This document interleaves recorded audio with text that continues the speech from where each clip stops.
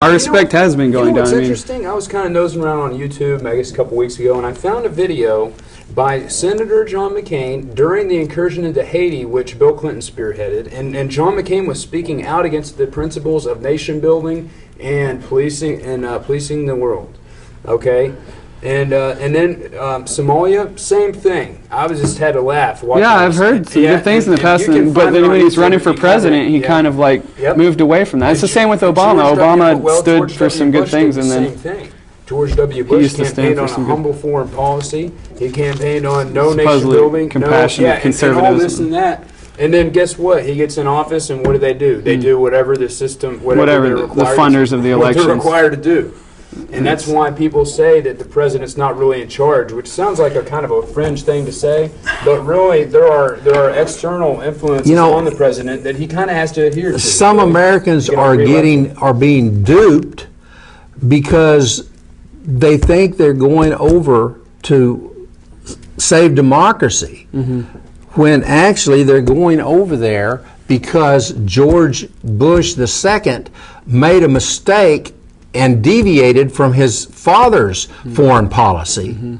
And he deviated from, like you said, his own political campaign rhetoric.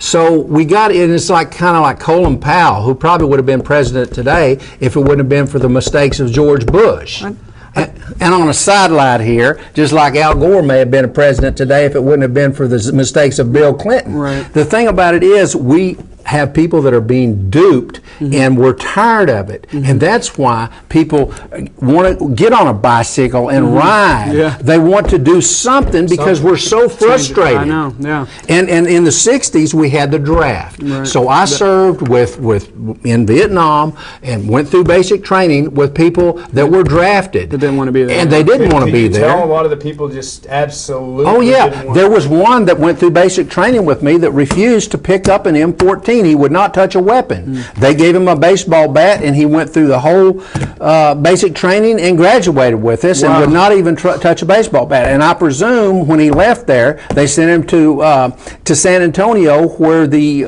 medics were being trained for some medical, to be a medical assistant, something like that. But the thing, and we had guys that actually said, here's $20, chop off my index finger and get me out of here. I don't want to be an infantryman. You know, I'll empty bedpans or I'll do whatever I got to do, but I don't want to be an infantryman. So then you had people that went to Canada, and they were labeled as, you know, as deserters or as draft dodgers, non-patriotic. And what Jimmy Carter do? He gave them amnesty. And why did he do that? The same reason Gerald Ford gave President Nixon amnesty, because we want to heal our wounds. We want to forgive. America's very forgiving. Well, no, I know there's hidden agendas, but my point is, as a nation, as a human being, as a civilized society, we want to forgive people. We want to forgive people. Sure. Yeah.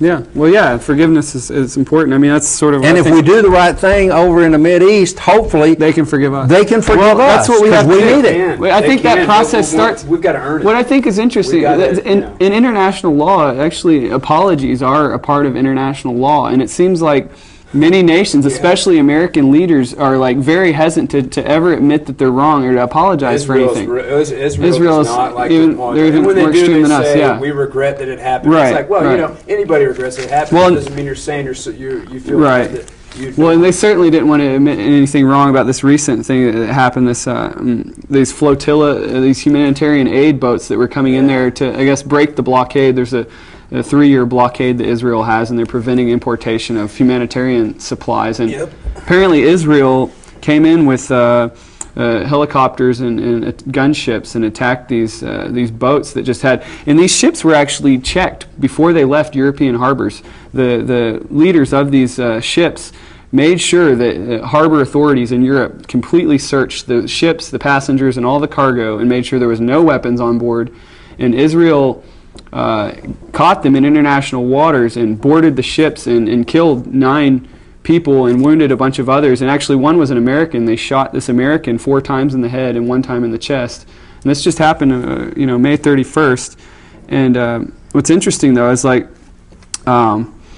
most of the world's condemning this, yet the American government is sort of not condemning it. And this is the same kind of thing that happens over and over. I wasn't really aware of Israeli foreign policy or American-Israeli foreign policy and how dangerous it was for some time until I watched this documentary called Peace Propaganda in the Promised Land. You can watch it on Google Video.